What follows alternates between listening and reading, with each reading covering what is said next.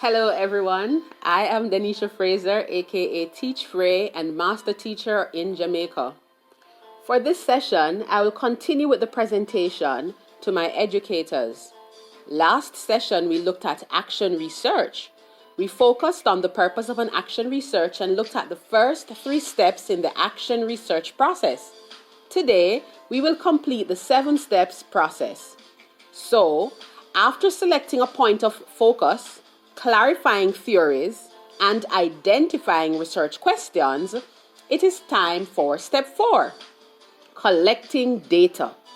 Some of the methods of collecting data include observing individuals or groups, using audio and videotape recording, using structured or semi-structured interviews, taking field notes, using analytic memoing, using or taking photographs, distributing surveys or questionnaires, and so on.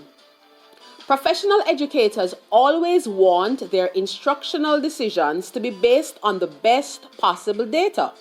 Action researchers can accomplish this by making sure that the data used to justify their actions are valid and reliable.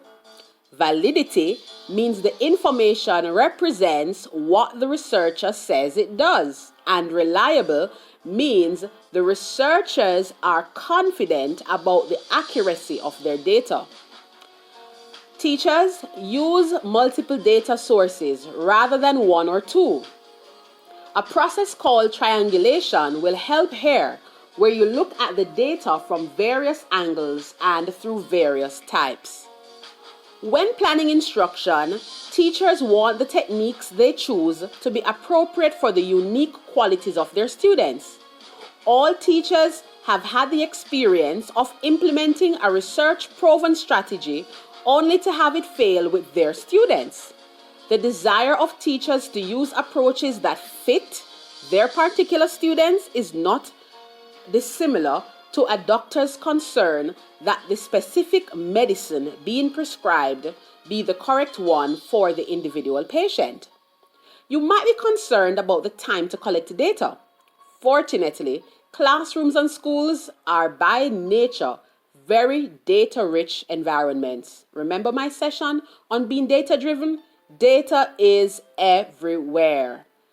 The key to managing triangulated data collection is first to be effective and efficient in collecting the material that is already swirling around in the classroom, and second, to identify other sources of data that might be effectively surfaced with tests, classroom discussions, or questionnaires. Now, having collected the data, let's move on to step 5, analyzing the data. A number of relatively user-friendly procedures can help a practitioner identify the trends and patterns in action research data. During this portion of the 7 steps process, teacher-researcher will methodically sort, sift, rank, and examine their data to answer 2 generic questions. 1. What is the story told by these data? 2. Why did the story play itself out this way? By answering these 2 questions, the teacher-researcher can acquire a better understanding of the phenomenon under investigation and as a result can end up producing grounded theory regarding what might be done to improve the situation. On to step 6, reporting the results. The reporting of action research most often occurs in informal settings that are far less intimidating than the venues where scholarly research has traditionally been shared. Faculty meetings, small seminars, and teacher conferences are among the most common venues for sharing action research with peers. Regardless of which venue or technique educators select for reporting on research, the simple knowledge that you are contributing to a collective knowledge base regarding teaching and learning frequently proves to be among the most rewarding aspects of this work. Now on to the final step. Step 7. Taking informed action. Taking informed action or action planning The last step in the action research process is very similar to most teachers. When teachers write lesson plans or develop academic programs, they are engaged in the action planning process.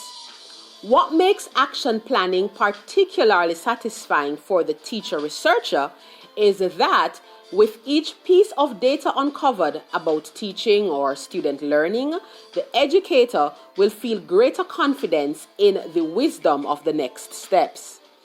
Although all teaching can be classified as trial and error, action researchers find that the research process liberates them from continuously repeating their past mistakes.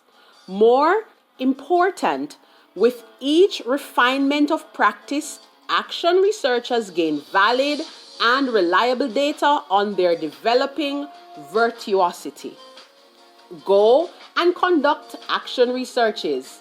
It's a great time for them. Until next time, this is Teach Frey. Love and peace.